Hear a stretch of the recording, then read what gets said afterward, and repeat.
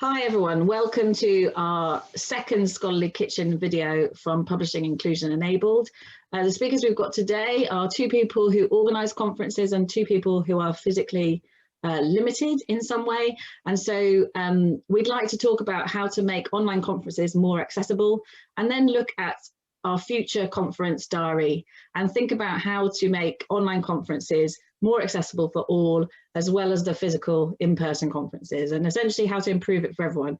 So this is very much a brainstorming discussion between two conference organisers and two participants, and we'll be asking questions as we go along. The first thing I'd like to do is ask everyone to introduce themselves. So Violaine, perhaps you could start? Sure. So my name is Violaine Iglesias. I'm the CEO and co-founder of a company that's about 3 years old. That's called Cadmore Media. What we do is host and stream videos on behalf of scholarly publishers and societies. We had been focused on on-demand content up until 2020 when, like a lot of other people, we had to dive into the world of online events. So accessibility has been at the core of our mission from the start, from our foundation, but now our objectives have broadened from making on-demand video accessible to making online events accessible. So we're building a platform that is trying to do that, that is trying to be an accessible platform for online events. We're not quite there yet, and I'm really interested in this discussion because I'm hoping to get ideas for what we need to cover, for what we need to do. We know that accessibility is always a work in progress, and we know that there's never going to be a solution that works for everybody, but we want to be able to add building blocks towards that goal. So very excited to be here. Thank you, Violaine. Mark, perhaps you'd like to go next. Yes, hi, so I'm Mark Carden. So my real job is I'm a recruitment consultant with Mosaic. So we do executive search in the publishing and scholarly communication space. But my part-time hobby, running at about 150 days a year at the moment, is running the Research at a Reader conference, which has been going for about 5 years and has always been a physical conference so far. And this year, for the first time, we're going to be online. We had hoped to be hybrid, but it's going to be online. And there's certainly been challenges with getting it online. And I think in the past for our physical conference, we've been quite strong on kind of diversity and inclusion issues, but not actually that strong on disability issues. And for online, again, you know, we've been rushing to get online and giving a little bit of attention to accessibility, but probably not enough. So I'm interested in this conversation, both kind of as a learning experience for me, and to both discuss kind of things we have done, but also to learn about needs and about other things that people have done. So that's going to be really interesting for me. Thank you very much. Erin, perhaps you'd like to go next. Sure. I'm Erin. I work at Wiley. I'm a senior partnership development manager and analytics manager, which is quite a mouthful. Most of my job involves networking with societies and learned organizations to create new partnerships. And as part of that, I attend a lot of conferences. My primary reason for attending conferences is usually networking and meeting people. I'm also physically disabled, so I have a spinal cord injury. I am partially paralyzed below the waist, so those of you who have seen me out and about will probably recognize me from my crutches. And that does make attending conferences difficult in the sense that even before I actually get to a conference, there's the aspects of planning, making sure that the trip and the hotel is accessible, making sure that the conference venue is accessible. And then also when attending conferences, you know, networking itself can sometimes be a challenge when there's not facilities available for sitting down, for example, like just as simple as having seating. Great. I've never thought of that as being an issue, so that's really helpful, just even to start there. Simon, would you like to introduce yourself? Hi, everybody. So my name's Simon Holt. I'm a book publisher at Elsevier. I'm visually impaired. I also lead Elsevier Enabled, which is Elsevier's disability network representing people with disabilities and carers as well. As part of my job, certainly before COVID times, I also attended quite a good many conferences whether that was to meet authors or to find out what was happening in the publishing industry, or to talk on diversity and inclusion topics. And challenges for me include being able to get through the airport when you arrive somewhere, being able to get to your hotel, navigating the conference space. So if there are a lot of parallel sessions, understanding where different rooms are, and most of all, the inability to read conference name badges. So often I don't know who it is that I'm talking to, and I'm unable to really find the people that I need to talk to. So I'm hoping out of this session, we can kind of explore that a bit more and think about some ways that we can explore how either virtual conferences or in-person conferences in the future can be a little bit more accessible. Great. Thank you very much, Simon. So I also wanted to introduce myself and Katy Alexander, who have featured at the top of the screen. You might know us from our last video on Scholarly Kitchen about neurodiversity. And, you know, please refer back to that and watch us, and you'll get to know us from that video, but I don't want to take over this particular film too much. So the first question I wanted to ask Simon and Erin was, what simple change, and you've mentioned a couple, would make your conference experience more fulfilling? And then in response, perhaps Violaine and Mark could speak about how practical those particular suggestions would be in the first instance. So we were looking at practicality, or whether there was simply a cost barrier to some things which make it unsustainable. So it'd be very useful to hear from both of you. So perhaps Erin, you'd like to start, given that you mentioned the seating. Yeah, absolutely. So I think that is definitely one part of it. I think also just checking that the conference venue itself is actually accessible. I think a lot of people just who maybe haven't experienced a physical disability themselves, and certainly I was like this myself before my injury, you don't realize what goes into being disabled until it happens to you. And so a lot of venues, especially universities, have really terrible accessibility. And it's just not something that people tend to think about. And especially when it comes to universities, people just assume that those buildings are accessible. Right. And they often are to an extent, but it means like quite big workarounds, or that you have to go into a separate entrance from everyone else, which is often very far away. And the whole experience can be very tiring. And also there's an attitude of like, oh, well, it's only 5 steps. And of course, 5 steps for someone on crutches is maybe fine at the beginning of the day and maybe not at the end of the day. So really thinking about what accessibility means in the building and not just assuming that everything is fine, really questioning that. The same with the hotels that you might recommend. Not all hotels are as accessible as you might imagine. And then obviously for the conference itself, things like seating, just making sure that there is some limited seating available more or less at all times. You know, I think we just assume that everyone is able-bodied until we find out otherwise. And in fact, it'd be more helpful to think of it the other way, to just assume that there is a proportion of the people attending your conferences who are disabled and maybe need a bit more help. Cool. So we're focusing on physical conferences at the moment and actually traveling. So perhaps Simon, you could speak about the physical, the physical experience of traveling to a conference, and then we'll move on to the online, if that's okay with both of you. Yeah, sure. So in terms of physical, I think for me, the 2 things, as I mentioned, are about navigating my way around, and also in terms of inability to read name badges. And I think the 2 things that would make life a lot easier for me, in terms of simple practical things, is first of all, it would be amazing if the attendee list for conferences, not with email addresses obviously, but just the attendee list was made available to everybody maybe the week before the conference or something like that, so that then I could go through and I could contact the people I know or the people that I kind of want to know, if I can find their contact details myself, and set up meetings. And that means that because I know I'll be meeting them in a specific place, that will be easier for me. And kind of as part B to that as well, actually, if the conference on their website could make clear where a specific place might be, that would be good, because often you don't really understand how the setup's going to be until you get there.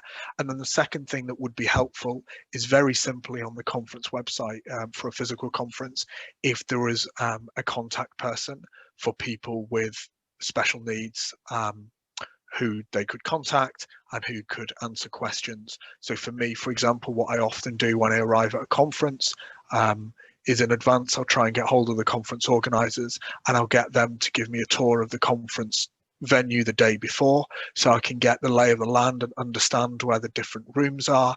And I'll bring my agenda and I'll say, okay, so here I need to go to this room, and then I need to go to that other room. And if we in advance we can kind of negotiate that, so the rooms that I need to go to are not, you know, on the complete other end of the building, obviously so much the better, because it takes me longer to get round places. But certainly the bad experience of conferences I've had are always where you can't contact somebody in advance of the conference to make arrangements. Interesting. So attendee lists historically as a salesperson are always useful. So I don't know who would like to go first. Mark, perhaps with an imminent R2R conference, this would be a great time for you to speak about physical conferences in the past. Yes, sure. So, I mean, on the physical conference side, I mean, I think that it's really interesting hearing what people are saying, and I know Erin's been to R2R and at our venue at BMA House there, and I think there's you know, it's quite easy for a conference organizer to kind of outsource physical accessibility to the venue. You kind of assume that the venue, if it's a sensible venue, has complied with, you know, proper regulation and so forth. But it's really interesting to hear how that is not always the case. And I think that actually, yes, for a conference organizer to do a walkthrough of the venue and look at those issues is a valuable idea. So I think that's important. And then kind of the dynamics in the conference itself, yes. So, you know, again, at R2R, we work quite hard on kind of connecting the participants together. We don't think of it as a passive audience, but as a collaboration. And you know, I'm a bit obsessive about name badges being readable from across the room, but obviously for Simon, you know, that's not very helpful. So it's interesting to see useful kind of workarounds like delegate lists in advance and that sort of thing. So you know, I think it's these, in a way, it's these really small things. You know, I'm now you know, hearing Erin, I'm flashing on how, you know, past R2Rs at lunch, there's both standing areas and seating areas, but in the coffee breaks, I'm thinking, was there somewhere to sit? And, you know, it actually feels like it's a lot of really quite small things that make quite a big difference. It's not about pull down your building and start again. It's about just little incremental helpful things that make all the difference. And I think that's super important. So, you know, I think all conference organizers really kind of ought to have this conversation, you know, with someone to really kind of open up that anticipation, I suppose. Fantastic. So Violaine, I'm conscious that you manage mainly online conferences, but is there anything you just wanted to mention, having heard those comments? I will move on to online conferences and just say that a lot of what's been described is much more easily solved online than physically.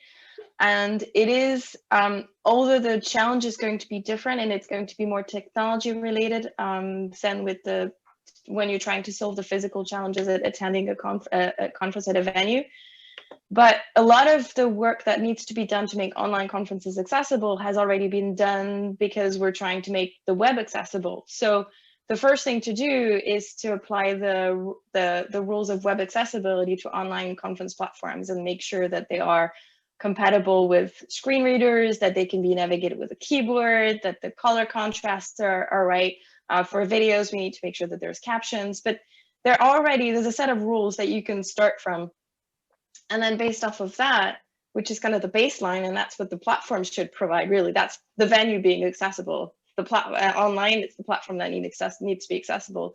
But based off of that, I think the rules are going to be very similar, where the first thing that you can do is just ask people when they register if they need anything special. So when you go to a conference, you're going to say, hey, I'm a vegan, I want the special lunch. Well, you can, if you're going to be asking people what they need for lunch, you can certainly ask them if they need any special help. And then having somebody there to help also potentially navigate the platform ahead of time. Why should that be different? But in terms of interactions, the thing that we found really interesting is that ultimately people go to conferences to access content and people. And so you need to make sure that both content and people are accessible to everybody. And what that means is you may need to make content and people accessible in a variety of ways, because you could be very clever and add captions to a video, but then that's not going to solve everybody's problem. Or you could say, okay, we've got somebody who's not able to speak, so we're going to make chat accessible to them. But that doesn't mean that somebody with physical disabilities is going to be able to chat. Mm-hmm. So it's all about the alternatives and making sure that the content is accessible via audio, via text, and that people can be accessed both in these types of Zoom meetings, which are better for some people, but also via chat for those people who can't speak. So I think it's the range of, it's the variety of things that you need to accommodate, which can be daunting, which is also why it's helpful to ask your particular attendees, hey, do you need something? Is there a particular piece that I need to focus on? There's so many ways to be creative. Thank you. Can I just pick up on something that Violaine just said that I think is really crucial, and that's the bit about advanced planning and actually asking people at registration. Look, I think it's a belt and braces thing in terms of when people arrive at a conference, obviously there might be something, but actually so much of this is about preparation beforehand. So, you know, for me, for example, when I go to a conference, if there's in a physical conference, if there's a slide presentation, I'm not going to be able to see it. It would be great if the slides could be made available in advance. Now, that's not always possible because they're not always ready in advance. But from an organizer point of view, I imagine it's probably a lot more helpful if you understand who it is that's coming and what needs they might have, so you can work together with them, as opposed to all of a sudden being put into a situation on the day where somebody needs something that you can't provide. Makes sense. So thank you, Violaine. I'm actually going to ask a question of Mark now. One of my learnings of the last year attending conferences and speaking at various things is that really as a speaker, you get no engagement level, and you can't really get a feel from the audience about whether they're enjoying your talk or not. So I'm conscious that, Mark, you were the last conference, I think, to be physically hosted last year.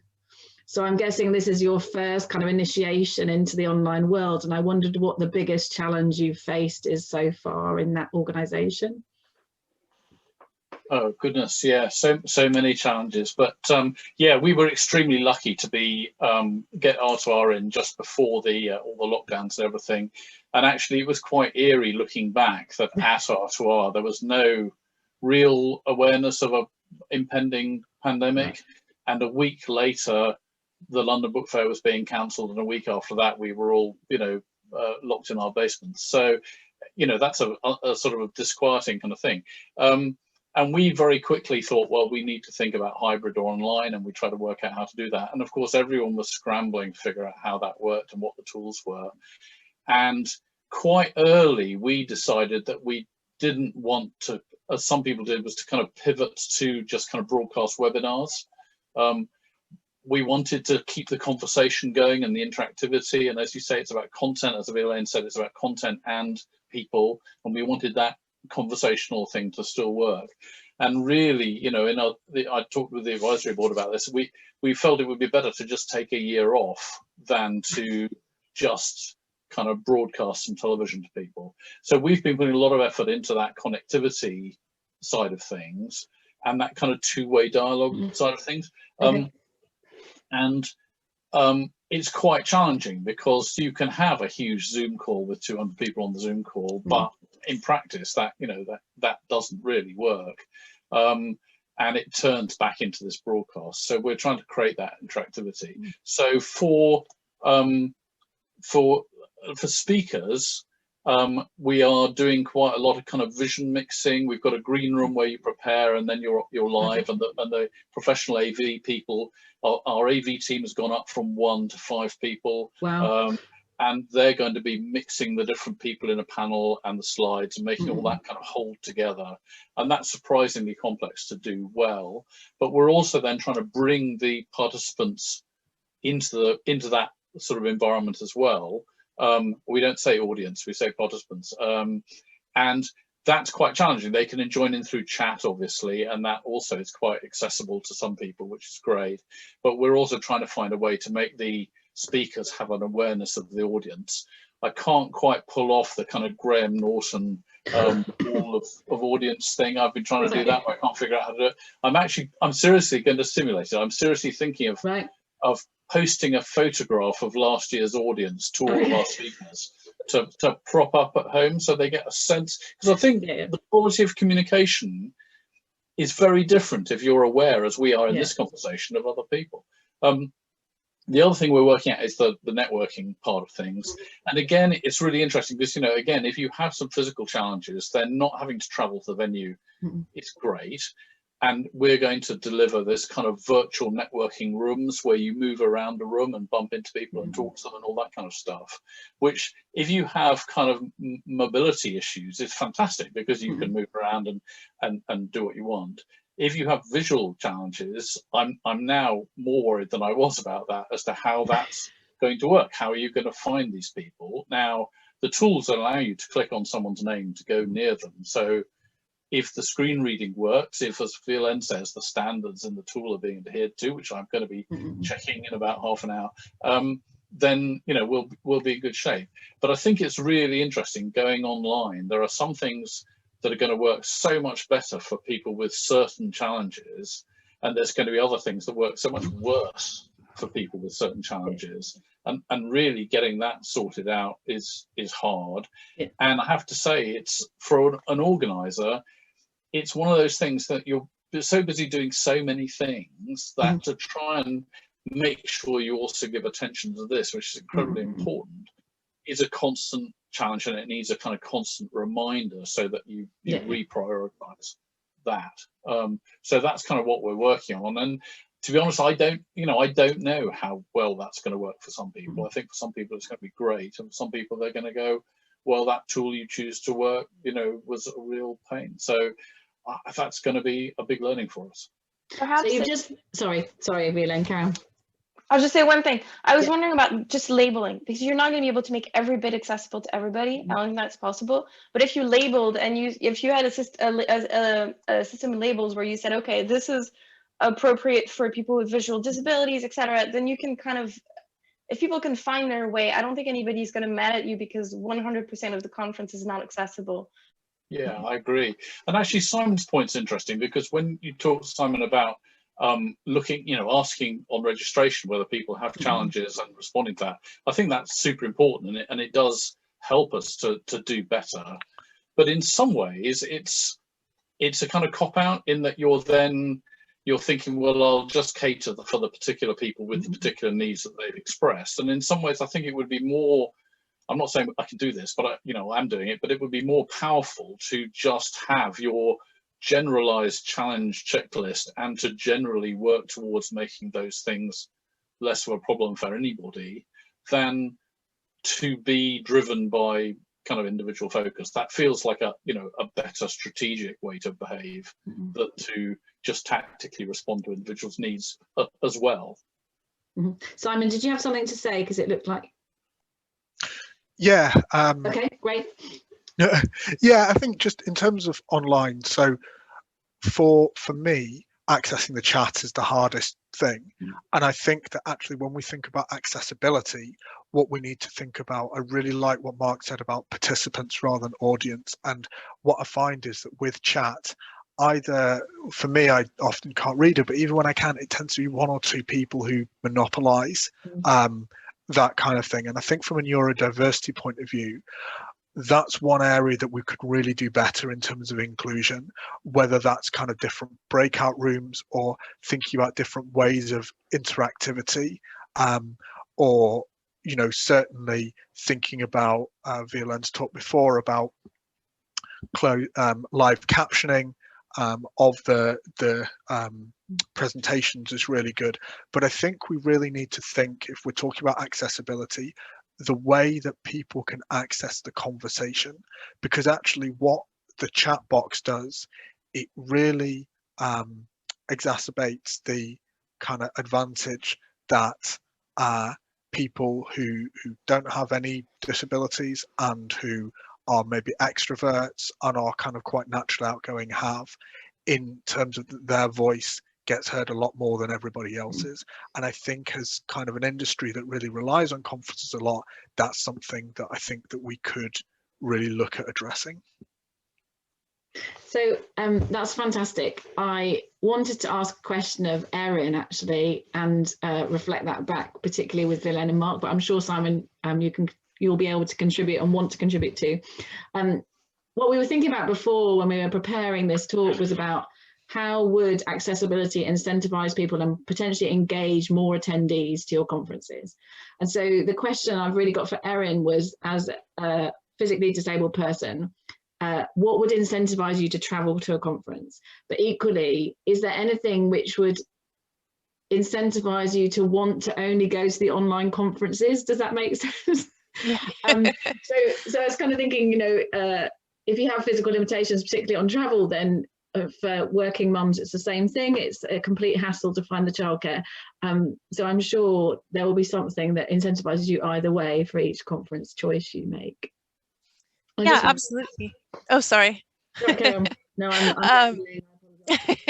I was just agreeing with you. I think, yeah, absolutely. That's always, you know, we always have to make these kinds of choices, and there's always a number of variables that go into them. So, I mean, I would say in general, like online conferences have been a real benefit to me in this past year. But that said, you know, once physical conferences come back on, I will probably choose those over online conferences when it is that choice. So like if a conference decides to stay online, I would probably still attend, but if they moved physically, I would probably be pretty ecstatic to be able to do that again. Partly it is just like the social element. I think it really can't be overstated. And I do feel like there are conferences that are working very hard at making that networking thing work. Like R2R is a great example. I know Society Street has worked quite hard at that as well. And I'm sure there's other organizations I'm just not thinking of off the top of my head, but you know, that networking thing is just so difficult to replicate online. And I would hesitate to say it's impossible, because I don't, like, it's never going to be quite 100% as good as it is meeting people in person, you know, face to face, having a chat with them over coffee or lunch or whatever. But yeah, I think that's basically it. That's the thing that makes the difference to me, is that that ability to meet people in person still trumps the comfort and other benefits of, you know, having a conference online and being able to attend at home. So you have surprised me now. I thought you were going to answer the opposite way around, so it's quite interesting. Yeah, in every other way. That is the one thing. I mean, in every other way, I do prefer online conferences, but yeah, the hassle is worth it. Exactly. So, so for me, I really missed in the last year the social and the friendship basically within the publishing community, because I've been in publishing for 20 years, so I know loads of people in loads of different spheres who've kind of journeyed through different roles, and it's great to update yourself on what they're doing now, but it's also a kind of community sense which is really, really important, I think, in academic publishing particularly, that you just want to see what's going on and what the general vibe is and what's up and coming, and all that excitement doesn't translate very well into an online world. And I think that's what it boils down to, for me anyway. Yeah, I think that's really true. Like, you know, I have some friends in publishing that I see 3 times a year at the same conferences every year, and that's the only time I see them, but it's still great to see them, and I still really miss that. So but it's all about work, isn't it? Yeah, obviously. In a very intense work schedule, yes. Absolutely, absolutely. A very important meeting. Can I chip in and say, I think that is really interesting, because I think for many people that social interaction and so on is super important, and also people who are very well networked in, you know, this environment. And yet for other people, they really struggle with that they're not so outgoing, or they have, you know, difficulties, physical or neurodiverse difficulties, and actually they're not good at just going up to people and saying, hi, who are you, and all that sort of thing, and they don't know everybody. And so for them, kind of, well, firstly, lurking in the background of an online conference is more comfortable than lurking in the background of a physical conference in some ways. But also conference organizers, I think, should be kind of stepping up to try and facilitate communication for those people in more, I'm going to say, benign or comfortable or easier environments, such as small workshops, which Simon mentioned, breakouts. So, you know, very often, one of the things, my advisory board are mostly quite conference-loving, outgoing people who are in it for the networking, and I keep reminding them to listen to the members of the board who are in it for the content and who are quite shy or that kind of thing, because their views are super important as well. So I think there's a really interesting balance, and I think there's a danger, I suppose, in the future with hybrid conferences that all the introverts will be online and all the extroverts will be in the room, and that doesn't feel you know, like a good thing. And you know, as a socially adept introvert, I feel I'm in a good place to bridge that gap, I guess. But you know, it depends who you talk to, I guess. So also, sorry, carry on, Tom. just very briefly, I think also it's about active inclusion. So what I was thinking about there when I was listening to you, Mark, are things like, you know, in in-person conferences, could you have like a quiet room, for example, that people can go and kind of decompress a bit if it's feeling like a bit overwhelming?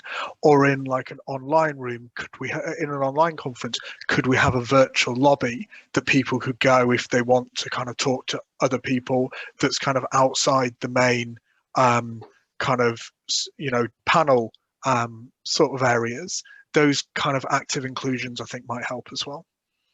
Amazing. So one of the things that my daughter has or had at primary school was a friendship bus stop. And so when I think about online conferences and facilitating networking, one of the difficulties in an online conference is you don't know who's available and actually wants to speak to you. It's much more difficult to read who to approach, if you like. Whereas in a physical conference, you can see if someone looks friendly and walk up to them. So having a kind of a signal to say, yes, I do want to talk to people and I'm available offline if you want to talk to me, or even having a virtual kind of discussion room where people can just chat, I don't know, like Slack or something, or instant message, that there's that kind of functionality available, would be absolutely amazing. And then it does cater for the introverts and the extroverts at the moment because everything's online. So we're just about to release a feature in our platform. So our platform does not try to replicate physical venues. So there's no virtual hall, there's no like fake going to a bathroom, which I find that a bit weird, to be honest. Okay. So what we're doing is we're trying to say, okay, what does the internet do well? And let's use those tools. And let's just forget, like, there's not going to be wine at an online conference. It's always going to be sad, but that's just a fact of life. So let's focus on the things that you can do well. And so what we're doing is building this attendee functionality where each person can kind of build their own profile and they can say, I would like to show my status when I'm online. I'm open to meetings. Here, I would like people to be able to email me or not. I would like to be in the chat or not. Here are my interests. I love scuba diving and dogs and whatever, and I'm open for conversations. Or even for vendors, because we're always thinking about the vendors as well who fund the conferences.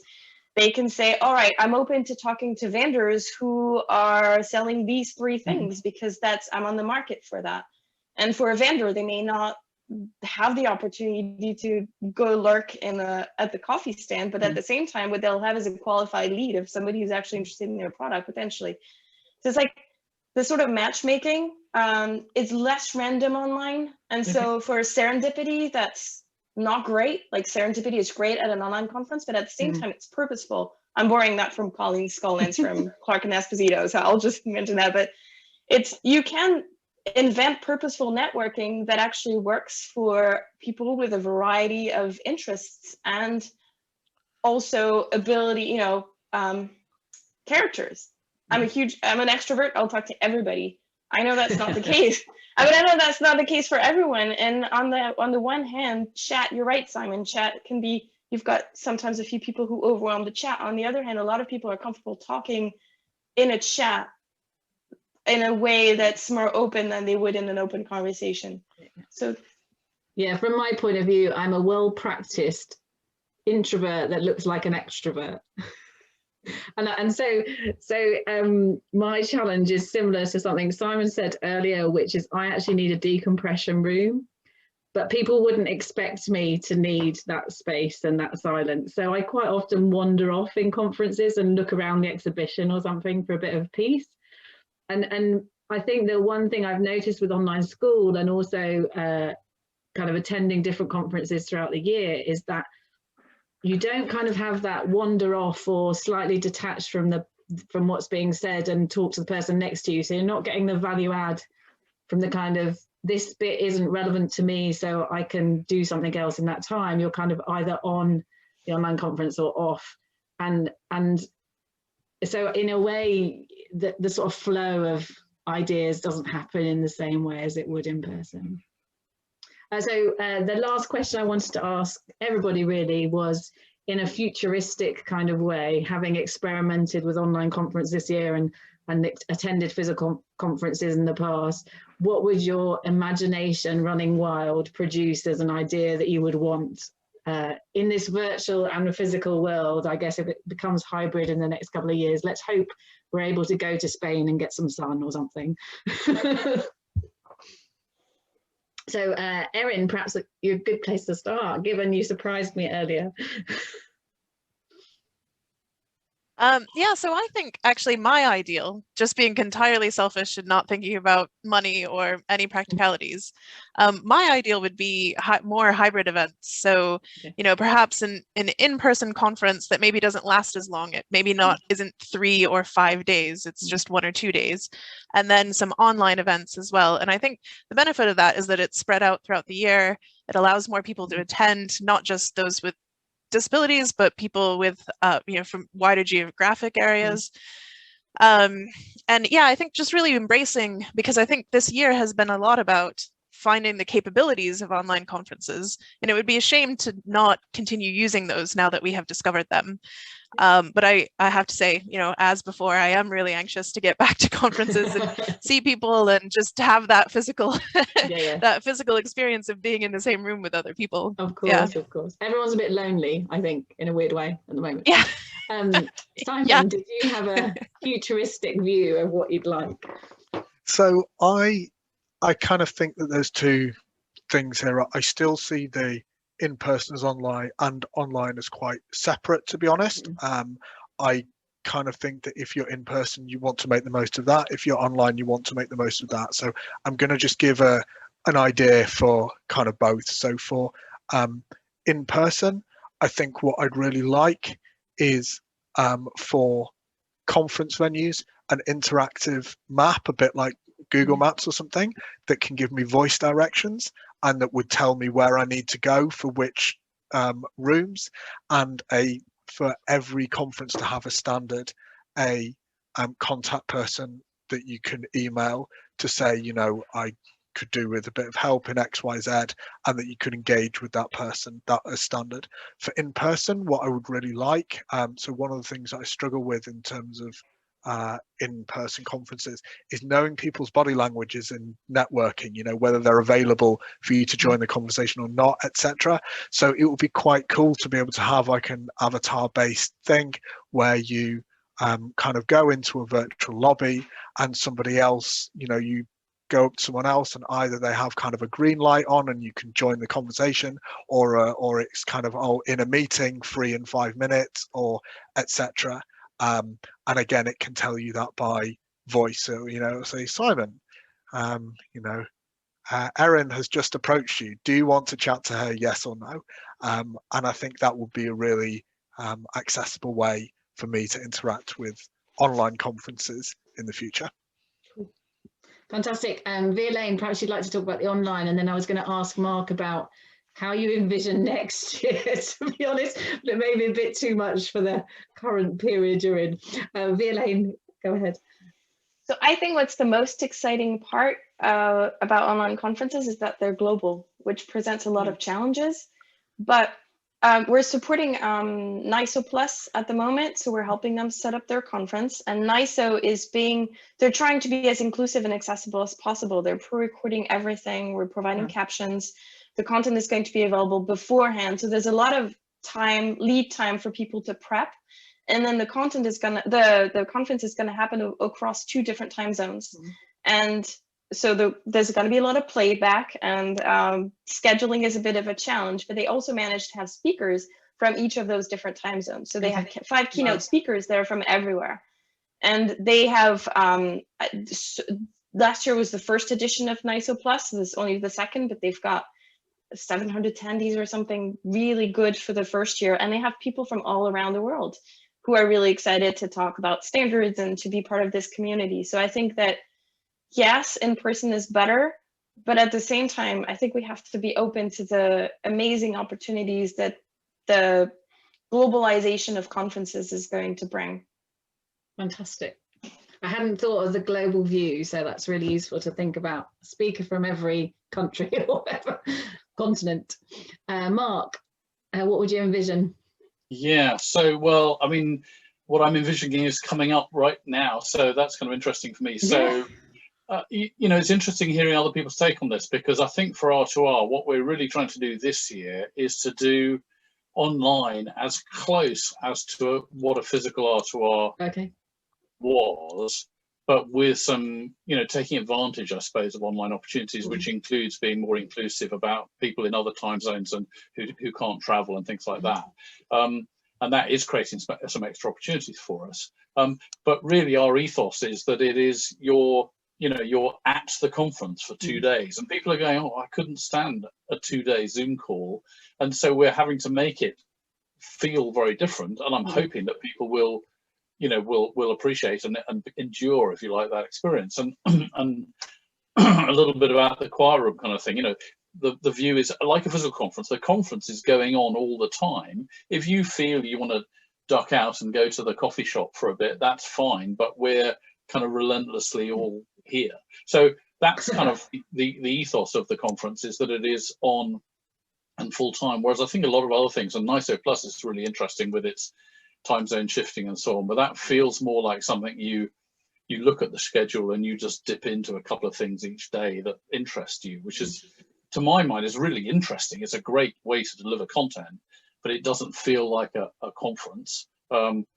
It's also somewhat unfortunate that they rescheduled to completely overlap with R2R, having we scheduled to avoid their dates, and then they moved their dates. So that's going to be an interesting overlap, and people may duck out of R2R to pick up one, you know, NISO Plus thing that's pretty interesting, which is fine.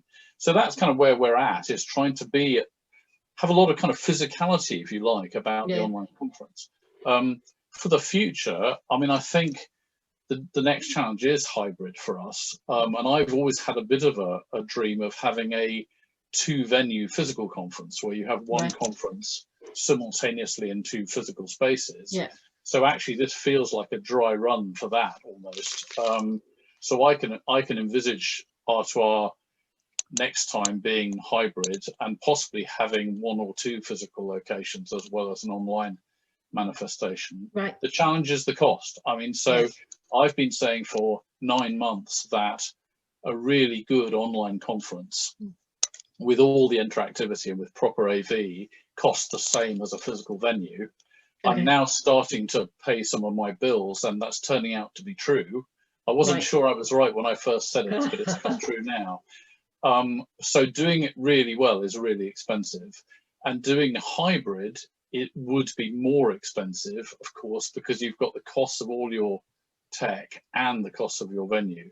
So that's something to think about. I think people think that, you know, putting on a Zoom webinar is free, so putting on an online conference kind of ought to be free. And people are saying to me, you know, what does R2R cost? And I say it costs the same as it did last year, because it's going to be the same as it was last year. And that's kind of what I'm trying to deliver. But I think we're learning. There's lots of different ways that people are trying to deliver this content, and people are going from a 3-day event to a webinar, and that's great for some people. So we're really in an interesting experimentation phase now, and who knows what it's going to be like in the future. So just as out of curiosity, given that it's a month to go, I think. One of the things that I've noticed from both sides is that I think the current climate, global situation has actually brought to light a lot of the user behaviors and existing barriers that were there with conferences already. So people, you know, as a marketing professional, it's hard in a bricks and mortar conference sometimes to get all the kind of full details of how much people are engaged. Does everyone go to every session? And I think what we're seeing now online with the added data is that they're not. And I think that does mirror what's happening in bricks and mortars, but we now actually have the proof. And I think the virtual events as well in the current climate is everybody's now in the same, to some respect, in the same position when they're, to some respect, attending events. And people are starting to see things from other perspectives. So, oh, it's harder if you're introvert, or it's harder online, or, you know, it's less accessible. And all these things existed before, but they were harder to either get the data for, or for everyone to fully understand. So I'm really hopeful in the future that this will actually show that things probably had to change a little bit anyway, and that moving forward, it'll make conferences just better for everyone. Fantastic. So I hope everyone's enjoyed our conversation. I thought, as a parting kind of gift, if you like, to your audience, maybe if you could each mention the biggest learning. And I think that the biggest learning comment for me was, even if someone faces challenges like it's a total hassle traveling when you've got crutches to handle, it's actually the same as my decision of it's a hassle traveling for 4 days when you have a young daughter. You make the sacrifice because you want to see the people, and you want to be informed, and you want to enjoy the industry that we work in and find out what's going on. And that's the biggest incentive, I think, for me to go to a conference. Is kind of the full package of community, learning, conversation, excitement, ideation, whatever those outcomes are for you. And that doesn't matter whether you're an able-bodied person, or you have physical limitations, or you're a neurodiverse person like me, and you know, sometimes you just need a bit of space. So that's been great to hear. I wondered if anyone else has a parting comment that they'd like to make. Nod, smile, So I think my own takeaway from this is, as I've listened to everyone speak, I think for me, actually, the key is information. I think whether it's an online event or an in-person physical event, the ability for me to enjoy that conference is really about the information that I have, ideally in advance. So things like maps of the venue, including where lifts are, is great. Knowing who's attending. So for online conferences as well, that's one thing that actually I find physical conferences, we get more information about who's attending than online conferences. And actually it's really helpful to know who's attending both. Basically, just the more information that you can give participants, not attendees, the better, really. Fantastic. Anyone else? Put you on the spot. Me? Yeah, I think for me, I'm coming away from this really heartened, actually, listening to Violaine and to Mark, because what I can see is that there is tremendous appetite to try and innovate and improve in this area. And actually, I feel that the industry really want to partner with people like Erin and myself to make our experience as good as it can be. So I think from that perspective, I think things have changed a lot in the past few years, and I'm really excited to continue the conversation. So that when I get back to going to conferences in the future, I can do so with confidence as opposed to with trepidation. Mark or Violaine? Sure, yeah, I'll chip in. So, I mean, I think it's been a really interesting conversation, and I'm focusing on a couple of things. One is the content and people separation, if you like, and I think that's the test. Is, you know, if you went to a conference, what did you get out of it from the content perspective, and who did you talk to and learn from and engage with? And, you know, if you did both of those things, then you were at a conference. If you did one of those things, you were at a cocktail party, and if you did just the other of those things, you listened to a webinar. So for me, both of those things coming together is just super important. And I think from the access perspective, I mean, I've learned useful things here, and I think that information thing that Erin was talking about is great. But also, I'm very much picking up on Simon's thoughts about who do I talk to ask questions about accessibility. And I think that's just really important to have a point of contact beforehand and at the event who is super up to speed on these issues and therefore can give answers, even perhaps if those answers are not, you know, the answer you want to hear, but at least you know where you stand in that. So I think that's I'm been taking notes, and I think that's really valuable. Great. Violaine? A lot of notes from what Simon was saying. I have to fix our chat. Have I just expanded your list of things to do, basically? Yes, I think we're going to take a hard look at the chat and see, because I think that's an important tool, and I think that getting the feedback that it's actually it's mostly not accessible. We're going to take another look at it, because we make, you know, you can make sure that it's accessible, screeners, etc. But there's that bit of technology. Otherwise, everything that everybody else said. And I think for the one thing I would also concur with Simon is we've been talking about accessibility for a long time. I think that we're being heard. In the past 1-2 years, we have a lot of people that we were talking about accessibility to them maybe 3 or 4 years ago, and now they're coming back to us saying this is something we have to do. So I think there's been a real change in how that's perceived. Yay. Katy, was there anything else you just wanted to add? No, just that I think, just to echo everyone, it's like Simon said, I'm just very excited by just all the changes that are going to be brought to bricks and mortars or online or some kind of future hybrid model, because it'll benefit everybody. So Great. Looking forward to seeing what comes out of it. Fantastic. So thank you very much to everyone for your participation. We look forward to hearing what you're going to do in the future, particularly Violaine and Mark, but thank you very much to Erin and Simon for your contribution as well. I'm good.